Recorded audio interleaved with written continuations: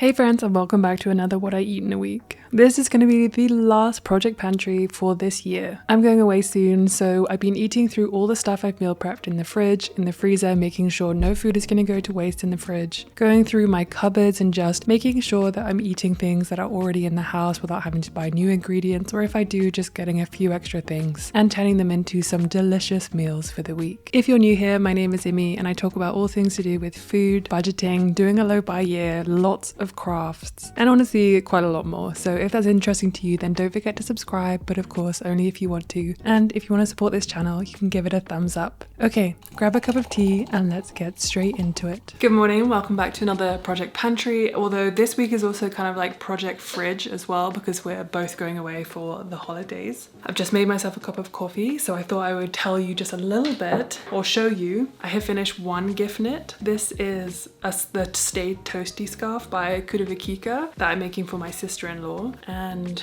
you fold it in half and then you put it round, you bring it back and you tie it around the front. She's quite an elegant woman, so I thought that this would be quite nice for her. I think you can also just, if you want to, just bring it round once and tie it. That's one thing. So I'm very pleased that I finally finished that.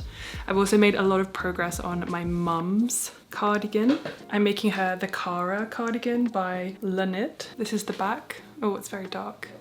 But I'm finally making progress. I spent the whole weekend working on that and I still feel like I have so much to go. Basically every gift I'm giving this year is handmade, or I'm giving like a service or a subscription to something that is just a little bit more, I don't know, thoughtful. If you have been looking for gifts that are less consumerist and just something that you think that someone might actually like, I'm actually working with Trade again for this portion of today's video. And if you like, or you know someone who likes actually good coffee, then Trade is one of the best places that you can get them from. And you can also gift a subscription, which I think is quite a nice gift, especially if you have a friend or loved one that really loves coffee. And the one thing I really like about Trade is they work with around 55 local roasters across the US. They're really helping to support those local roasters that are actually making really good coffee. Huckleberry Roasters in Denver will always have my heart, and that's the coffee I got through Trade last time.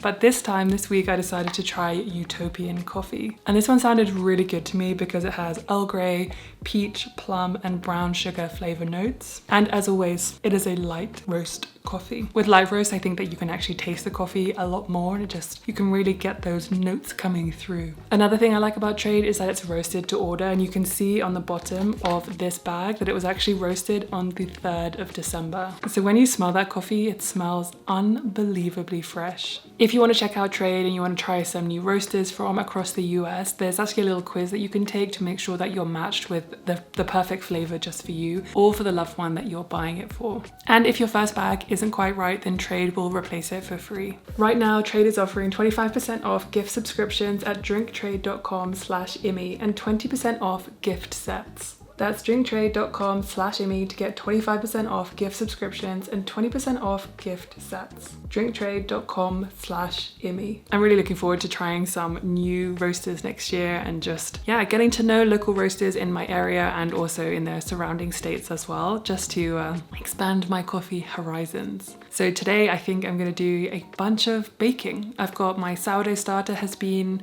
fed. I'm going to make some sourdough.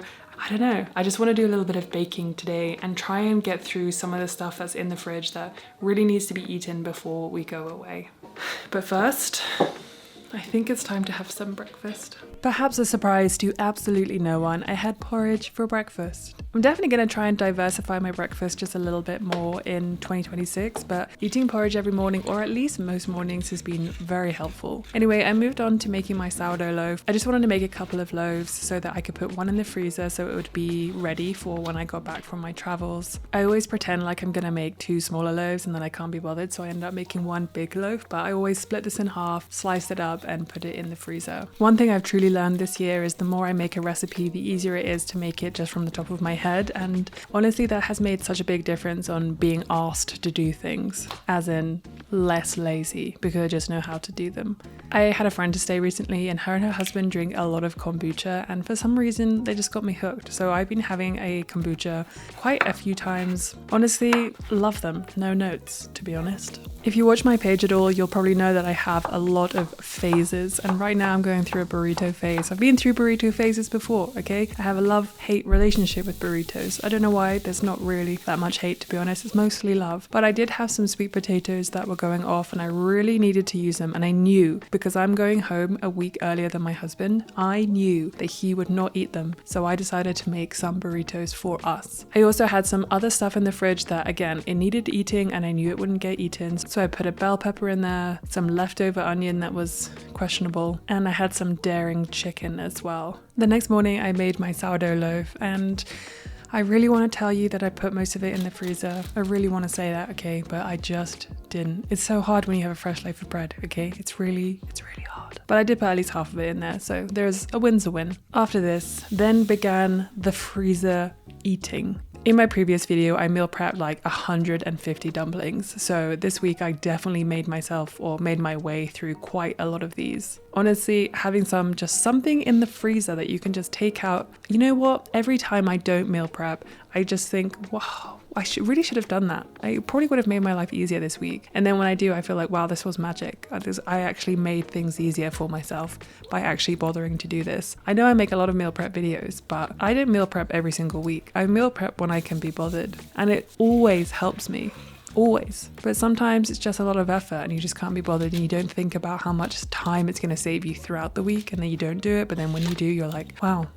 Again, it's like magic. Case in point was this evening's dinner. I had some leftover salad, a Vietnamese style salad from Rainbow Plant Life's book. All I had to do was make a little bit of tofu and then I was done. And I just put it in the oven, mixed everything together. The sauce was basically done. So I made my life just so much easier. And honestly, this recipe is so good. Definitely finishing off some project pantry things.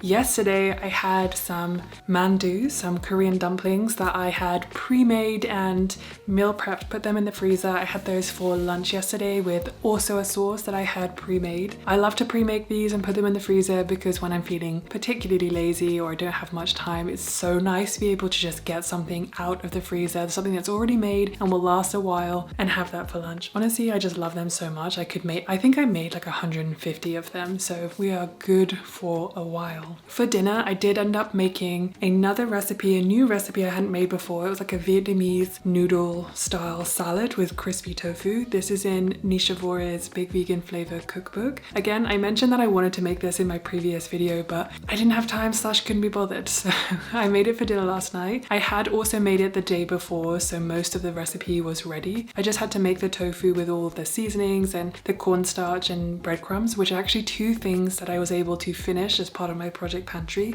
They had been in there for quite a while, especially the breadcrumbs, so it was really good that I could use those up. I just threw those in the oven and made the sauce again because we ran out of sauce. So that was a really delicious dinner, and there is some leftover that I might have for lunch, or my husband might have for lunch, who knows yet. This morning I've decided I really want to have a breakfast burrito. It's a little bit later, but it's snowing outside. It feels very wintry, so I want something a little bit warming, but I don't really want to have oats this morning. So I'm gonna make a breakfast burrito. I have some black beans and some various vegetables that I can put in there, an avocado, and maybe a couple of tomatoes I could chop up as a kind of salsa. I'm really deep in my gift knit session this morning. I have finished one of my gift knits and I'm going to work quite a lot on some of my other ones today. But anyway, let's get on with breakfast and I'll show you what I'm making as well. Evening.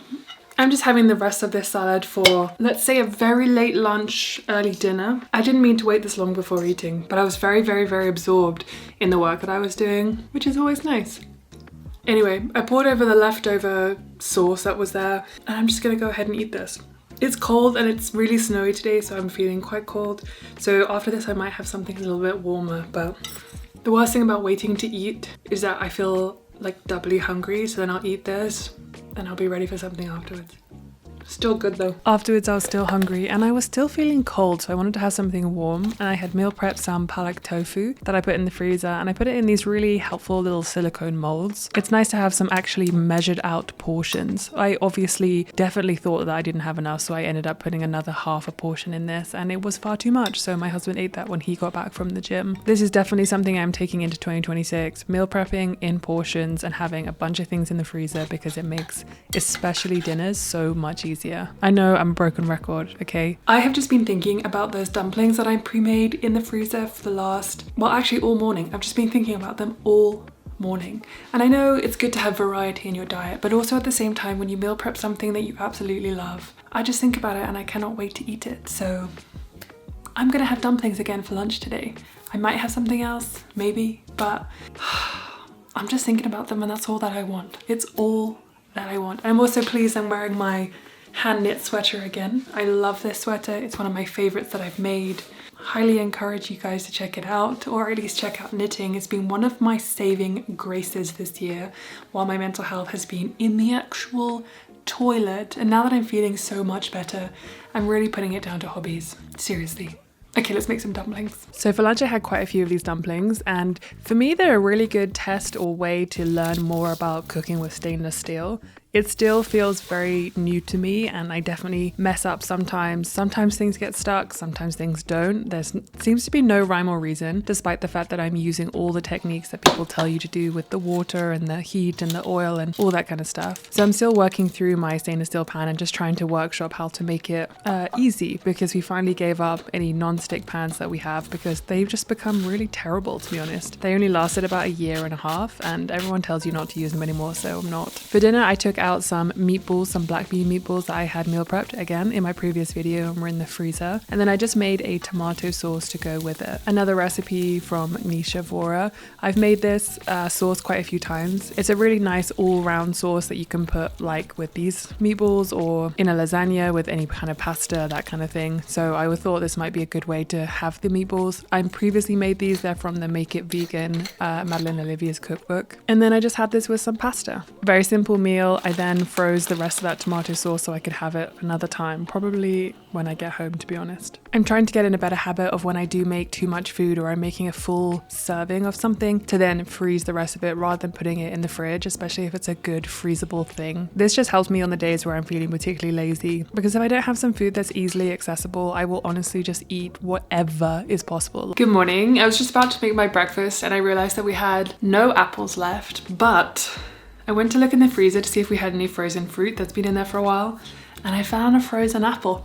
I don't know if any of you don't like to have room temperature apples, but I'm very much a cold apple gal. I like to put them in the fridge, but I put this one in the freezer a few weeks ago just to cool down much more quickly, and I forgot about it, so now it is frozen. And I thought this is the perfect time to use it. So I don't know how we're gonna get through this. I might try grating it, I might try chopping it. But there, fun fact of the morning, cold apples rule and room temperature apples, I guess they drool. You might be as surprised as me to find out that actually cutting an apple when it's frozen, not hard at all. In fact, I sliced this so hard that I actually was shocked at how easily that went through. And now it's got me thinking, maybe I will freeze some apples in the future, just in case they're going off. I made my porridge, I put some peanut butter in there. It was great, loved it, always adding cinnamon, cloves, all that kind of stuff. And then for lunch I had some more meal prepped curry. This time it was a red lentil curry. This is on Rainbow Plant Life's website, so you can find that there. Also, if you're ever wondering what my favorite meals are and all the recipes and links for that, I literally made an entire video that was dedicated to all my favorite meals, every link, every video, every recipe, and it's only a few videos before this one, so go check that out if you're at all interested. For dinner, I wanted to use up just some stuff again that I had in the fridge and in the cupboard, so I decided to make a tofu meatball korma. Again, this is in my other video, my favorite meals I make all the time, and it's a recipe from an Ottolenghi cookbook, Flavour. It's really great. It's quite labor intensive, but I just wanted something a little bit different, and especially in the winter, curry is something I always go for. It's one of those things that's a lot of it is naturally vegetarian or vegan, so it feels super easy to get some authentic and delicious tasting food whilst also getting in some protein and some vegetables and all that kind of stuff. But I think this might be a recipe I'm going to leave in 2025 just for the sake of really trying to expand and try new recipes next year. I really want to try more recipes. I have made some of these to death and it really is time. It's time to try some new ones so that I can come back to these recipes that I love in, 9 months, a year's time and just be like, wow, I have missed these recipes so much and I cannot wait to make them again. Okay, that's it for this last project pantry of 2025. We'll definitely be taking it into 2026 because you know what we're like. We commit to things, we go full force, and then you never know what happens. So it's good to just keep these things percolating in the back of your mind, thinking about eating everything is in your cupboard, everything that's in your fridge. Go and do that clear out before you go away for the holidays. And I'll see you in the next video. Thank you as always for always being here. I really appreciate you. Okay, bye.